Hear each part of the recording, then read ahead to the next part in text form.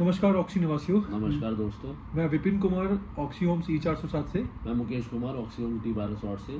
आज की वीडियो जो कि बेहद महत्वपूर्ण है, विशेषतः उस मुद्दे पर आधारित है कि सोसाइटी में एसोसिएशन और टीम नवयुग द्वारा बिल्डर पर कौन कौन से केस किए गए और बिल्डर के विरुद्ध किन किन डिपार्टमेंट्स में हमने शिकायतें की हैं।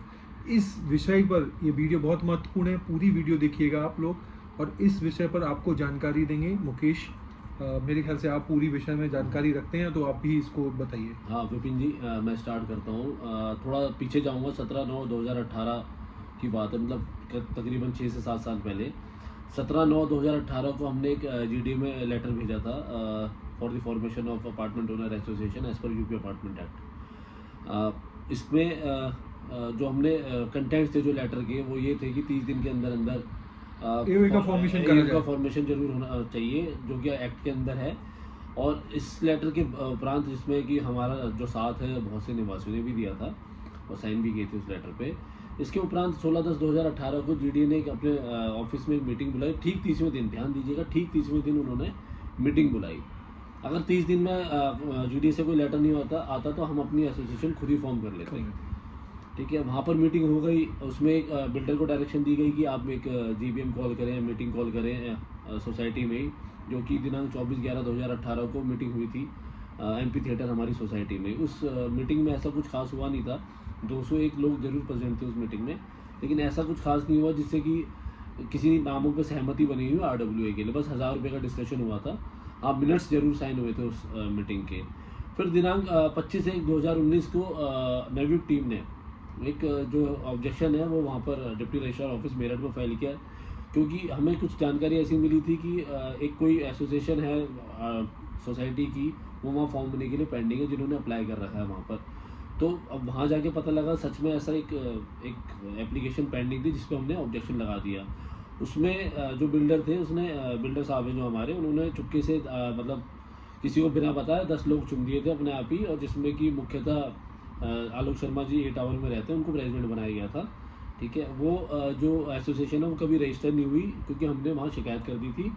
अब उस शिकायत के बाद डिप्टी रजिस्ट्रार साहब ने इलेक्शन के ऑर्डर कर दिए, जिस पर कि आलोक शर्मा जी स्टे लिया है दिनांक 28/11/2019 को इलाहाबाद हाई कोर्ट से। 28/11/2019 को जब स्टे के ऑर्डर हो गए, तो दिनांक 15/10/2020 को इलाहाबाद हाई कोर्ट ने एक ऑर्डर पास किया। हाँ, ध्यान दीजिएगा इसमें कि जो रिस्पोंडेंट थे इस मैटर में वो हम लोग थे। हम लोगों ने अपना पक्ष जो है इलाहाबाद हाई कोर्ट में बहुत अच्छे तरीके से रखा, मजबूत तरीके से रखा, जिसके उपरांत ही दिनांक 15/10/2020 को हाई कोर्ट ने इलेक्शंस की डायरेक्शन दी और GD के थ्रू इस इलेक्शंस को कराने की जजमेंट दी। ये जो एक समय लगा, बस वो कोविड का हाँ, समय था, इसकी हाँ, वजह से समय काफी लग गया। हाँ, परंतु हम लोगों ने पूरा जो हमें पक्ष बनाया गया था वो काफी हमने स्ट्रॉन्ग मजबूत तरीके से रखा था, तो इसका आदेश हो पाया। उसके उपरांत दिनांक 27/9/2021 को सोसाइटी में इलेक्शंस हुए, जिसमें कि नवयुग टीम भारी मतों से जीत कर आई।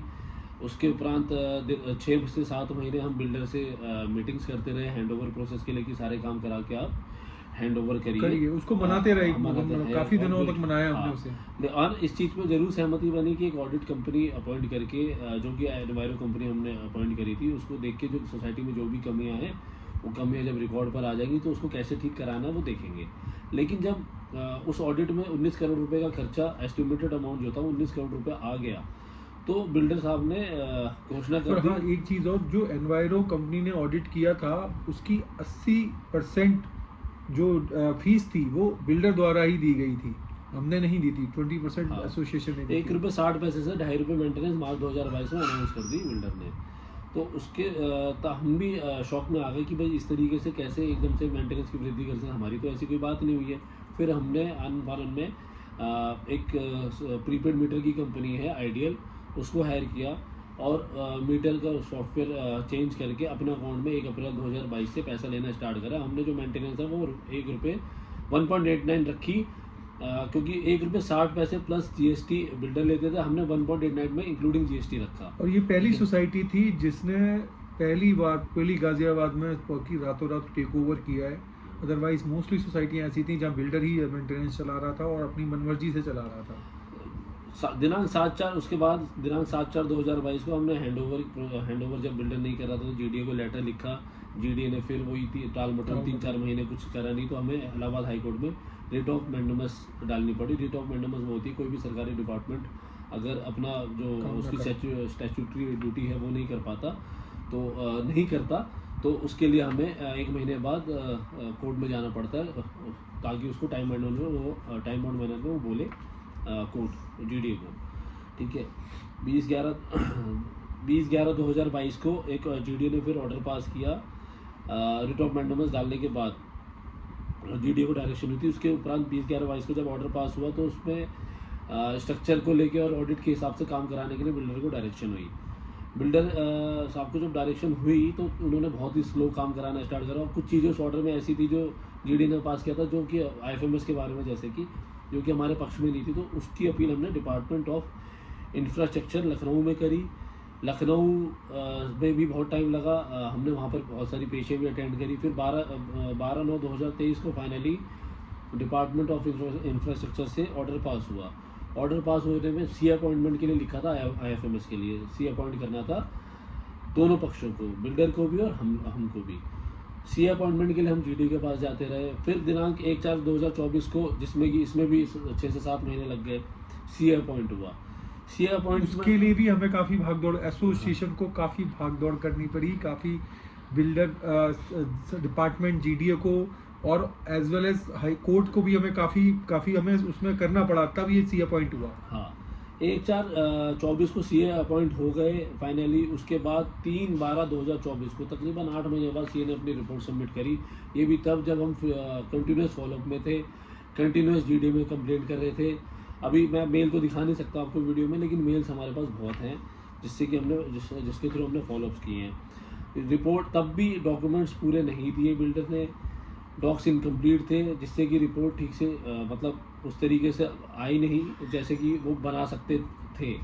लेकिन फिर भी जब ऑथेंटिकेटेड जो रिलायबल डाटा है ही नहीं बिल्डर के पास, तो उस पर कमेंट करना सीए साहब ने इतना, लेकिन फिर भी उस रिपोर्ट्स में इतना सब कुछ है कि जीडी आराम से उसमें ऑर्डर पास कर सकता है, क्योंकि वो अपना घाटा जो है बिल्डर प्रूफ नहीं कर पाए, जिसके लिए वो प्ली ले रहा है। जो उसका डिफेंस है कि मेरा घाटा हो गया और मैंने एग्रीमेंट में ये चीज़ मेंशन करा रखी है कि अगर मेरा नुकसान होगा या लोग मेंटेनेंस पे नहीं करेंगे, एवी फैसिलिटीज़ के, मैं ये भी बता दूं आपको, एवी फैसिलिटीज़ के साथ जो हम लोगों का इंडिविजुअल एग्रीमेंट है उसमें ये चीज़ मेंशन है कि आईएफएमएस का पैसा बिल्डर कभी भी यूज़ कर सकता है। उसमें मेरे भी साइन है, इनके भी साइन है, सभी के साइन है। ठीक है, जो उसका कोर्ट्स के अंदर डिफेंस है, वो हर जगह वही लिख के दे देता है कि मेरा तो जी इनके साथ एग्रीमेंट हो रखा है इसको खर्च करने के लिए, लेकिन मेंटेनेंस डेफिसिट जो भी होगा उसके एवज में ये आईएफएमएस का पैसा खर्च कर सकते हैं, ये सब लिखा हुआ है उसमें। लेकिन फिर भी हम इसमें कामयाब रहे और रिपोर्ट जो है फाइनली 3/12/2024 को जीडीए में सबमिट हो गई। जीडीए में सबमिट होने के रिपोर्ट सबमिट होने के बाद अभी तक हमने वहाँ पर 2 या 3 फॉलोअप कर लिए हैं, 2-3 लेटर भी लिखे, 2 मीटिंग्स बीसीजीडी के साथ हो चुकी है। 1-2 मीटिंग में बिल्डर के ज़्यादातर लॉयर साहब भी आते हैं वहाँ पर, वो नहीं आए। इसकी वजह से भी मैटर पेंडिंग है, क्योंकि अगले महीने तक ऑर्डर आने के पूरे चांसेस है आईएफएमएस को लेकर जीडीए से। इसके उपरांत मैं आपको बहुत ही महत्वपूर्ण चीज़ बताना चाहूँगा कि नेशनल कंज्यूमर फोरम दिल्ली की, मतलब दिल्ली में सिचुएटेड है लेकिन पूरे इंडिया की नेशनल कंज्यूमर फोरम है, क्योंकि उसकी जुडिक्शन 19 करोड़ों में जब होती है तब वो नेशनल कंज्यूमर फोरम में मैटर डलता है। तो 19 करोड़ प्लस 4 करोड़, तकरीबन 3,72,00,000 रुपये जो हमारा आईएफएमएस, उसके लिए हम नेशनल कंज्यूमर फोरम में गए। मुख्यतः ये 2 इश्यूज़ हैं जो हमारी प्रेयर है, मुख्यतः यही है, लेकिन और भी इश्यूज़ हैं जो हमने डाल रखे, जो अभी वीडियो लंबा हो जाएगा तो मैं उसको डिटेल अभी दे नहीं सकता मैं आपको, लेकिन मुख्यतः ये 2 पॉइंट्स हैं। दिनांक 19/4/2023 को हमने एनसीडीआरसी जो कि नेशनल कंज्यूमर फोरम है उसमें मैटर फाइल करा। 8/1/25 को जो अभी लास्ट ऑर्डर आया है, 2 साल के अंदर अंदर हमने एक फाइनल हियरिंग लगवा रखी है 16/7/2025 की। कोर्ट से फोरम से रिक्वेस्ट कर करके हमने 16/7/2025 देखा, अपनी कंडीशन दिखाई है सोसाइटी की, कैसे मलबा गिर रहा है, कैसे सब कुछ हो रहा है हमारी सोसाइटी में, जान माल की हानि हो सकती है, ये सब दिखा के हमने इसमें फाइनल हियरिंग फाइनली 16/7/2025 के लिए लगवा रखी, जिसमें कि हमारे फेवर में आने के पूरे चांसेस है। हमने सिर्फ इस दिन यही फैक्ट इस्टेब्लिश करना है कि ऑडिट रिपोर्ट जिसमें 19 करोड़ रुपए आए हैं उसमें बिल्डर की सहमति थी, और बिल्डर की सहमति ऐसे थी क्योंकि 80% पेमेंट उन्होंने ही करी है, तो सहमति यहाँ से दिख जाती है। और एवी फैसिलिटीज़ के प्रोपराइटर और सुपर रियल टेक जो कि बॉक्सिंग प्रमोटर्स लिमिटेड है, दोनों के प्रोपराइटर और डायरेक्टर सेम है। तो ये फैक्ट वहाँ पर इस्टेब्लिश हो जाएगा, और जो कि हमने कोर्ट में फोरम में सबमिट भी कर दिया। ठीक है, अब ये ध्यान दीजिएगा, ये तो हम इस मैटर को हम 2 साल में यहाँ तक खींच के ले आए जो नेशनल कंज्यूमर फोरम में हमने डाला है। लेकिन अब साथ ही साथ मैं अगर जनशक्ति की बात करूँ, जहाँ इनकी बात करनी जरूरी है, वैसे मैं करना नहीं चाहता था, जरूरी इसलिए है कि 19/12/2023 को इन्होंने एक इलेक्शंस गलत हुए हैं, फेक वोटिंग हुई है, ये हुआ, लिस्ट गलत थी, इसके लिए एक मैटर इलाहाबाद हाई कोर्ट में डाला, जिसमें आज तकरीबन 2 साल होने वाले हैं, लेकिन अभी तक इस केस का कोई रिजल्ट नहीं आया।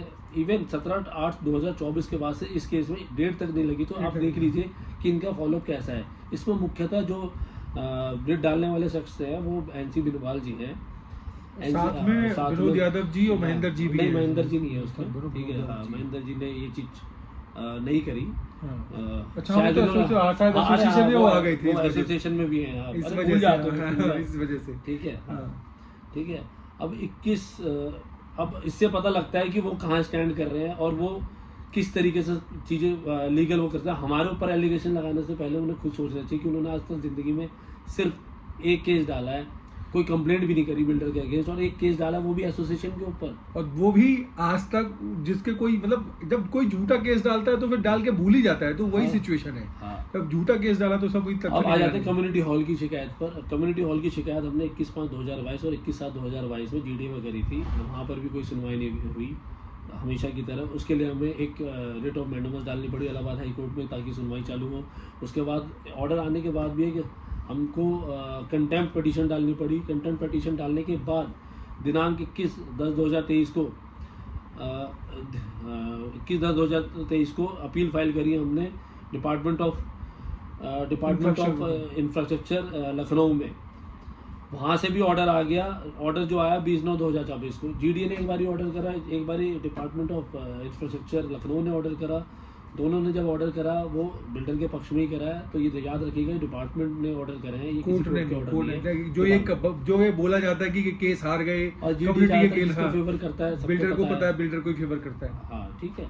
तो ये अभी जो मैंने आप सबको चीज़ें बताई, और कब तक ये चीज़ें कब तक डिसाइड होंगी ये मैं बिल्कुल एग्जैक्ट तो नहीं बता सकता, लेकिन ये जरूर बता सकता हूँ कि हम सही दिशा में जा रहे हैं, और इसका जो NCDRC का मैटर है जल्दी निपट जाएगा, और उम्मीद है। अच्छा, दूसरी अभी जो हमने पिछला वीडियो बनाया था वो बिल्डिंग रिपेयर के बारे में बनाया था। तो मैं आपको यहाँ जरूर बोलना चाहूँगा कि अगर बिल्डिंग रिपेयर के अगर हम एक्स्ट्रा फंड भी देते हैं और अगर कोई चांस है रिफंड मिलने के, तो NCDRC के केस से हैं। बिल्कुल, अगर कोई भी चांस बनता है हमारे रिफंड का तो इन मैटर्स की वजह से ही बनेगा। और ये बात हमने जो पिछली बारी जो प्रपोजल रखा था मीटिंग में उसमें भी लिखी थी, लेकिन वो जो फ्री वाला शगुफा जो इन्होंने छोड़ा था वो उस पर भारी पड़ गया, जिसकी वजह से ये हुआ। खैर, वो सब बातें तो हमने पिछले वीडियो में बताई दी हैं आप लोगों को। अब मैं बताता हूँ कि इस बारी आप लोग अगर चुनाव के समय पे इस चीज़ का ज़रूर ध्यान दें कि किस पक्ष को आपने देखना है, किस इंडिविजुअल को आपने देखना है, कौन सोसाइटी की बेहतरी कर सकता है, कौन नहीं कर सकता। वो शख्स या वो टीम सोसाइटी की क्या बेहतरी कर सकती है जो बिल्डर की दुकानें और घर बेचती है झूठ बोल बोल कर। ये बात आपको जरूर देखनी है। आपको सीधा मैं बताना चाहूँगा, आपको विश्वास करना है ब्रोकर्स पे या फिर आपको विश्वास करना है रेजिडेंट पे। और वो रेजिडेंट जो पहले दिन से, आज सोसाइटी के पहले दिन से लगे हुए हैं सोसाइटी की बेहतरी के लिए, सोसाइटी के भले के लिए, और जो बिल्डर से लड़ रहे हैं ना कि रेजिडेंट से लड़ रहे हैं। सबसे बड़ी चीज़ मैं कहना चाहूँगा। और मुकेश, एक बात और मैं बोलना चाहूँगा आखिरी में, कि ये जो इम्पोर्टेंट है, जो हम पर आरोप लगाए जाते हैं कि हमने केसों में पैसा बर्बाद कर दिया, केसों से कोई निष्कर्ष नहीं निकला, अगर हम आज यहाँ पर स्टैंड करते हैं, बिल्डर डर रहा है निवासियों से, तो वो इन केसों की वजह से ही है। और आप लोगों का सपोर्ट भी हमेशा रहा है इसमें। जो लोग नाराज़ होकर गए उनको कुछ ना कुछ पर्सनल प्रॉब्लम रही है, ईगो की प्रॉब्लम रही है, उनके कुछ पर्सनल काम नहीं हुए, ये सभी प्रॉब्लम्स रही है उन लोगों के साथ। बाकी मैं इसमें ये ज़रूर बोलना चाहूँगा कि ये जो अभी स्ट्रक्चर का काम हो रहा है, स्ट्रक्चर का काम भी इन्हीं केसेस की वजह से हो रखा है। जो GDA ने ऑर्डर करे थे उसकी वजह से ये स्ट्रक्चर का काम हो रहा है। टावर में भी लेंटर वगैरह गिरा था, उस समय भी बहुत कंप्लेंट बाजी हुई थी, उसकी वजह से ये काम हो रहा है। और धीरे हो रहा है ये जरूर है, लेकिन काम हो रहा है। और ये उसी 19 करोड़ों में से है जिसका ऑडिट रिपोर्ट में होगा। और एक चीज़ इसमें ज़रूर ध्यान रखिएगा कि जब आप किसी का भी चुनाव करें तो एक चीज़ का ज़रूर ध्यान रखिएगा कि हमारी जो नवयुक्त टीम है, मतलब बार लोग ये बोलते हैं कि आप ही लोगों को क्या पड़ी है यार चुनाव में आने की, नए लोगों को मौका दो, आपको गद्दी से प्यार हो गया, सीट से प्यार हो गया, तो मैं यहाँ बोलना चाहूँगा कि पहले हम लोग फर्स्ट इलेक्शन में 7 लोग थे, फिर अगले इलेक्शन में हमने अपने साथ 3-4 लोग जोड़े, नए जोड़े। नए लोग जोड़े। इस जोड़े। इलेक्शन में भी हमारे में से 1-2 लोग बैठेंगे, 2-3 लोग बैठेंगे, नए लोग आएंगे और धीरे धीरे हम लोग भी हट जाएंगे, रिप्लेस हो लेकिन जाएंगे। हम सिर्फ इतना चाहते हैं कि नए लोग जो आएँ वो अच्छे लोग आएँ, क्योंकि हमने बेस जो है सोसाइटी का बहुत स्ट्रॉन्ग करा है, 7 साल मेहनत करी है। लेकिन हम चाहते हैं कि इस सोसाइटी की जो बागडोर है वो अच्छे हाथों में जाए। अब इन्हीं सभी बातों को लेकर मैं आपसे अलविदा कहता हूँ, क्योंकि वीडियो भी लंबी हो रही है। बिल्कुल, धन्यवाद। धन्यवाद। धन्यवाद, गुड नाइट।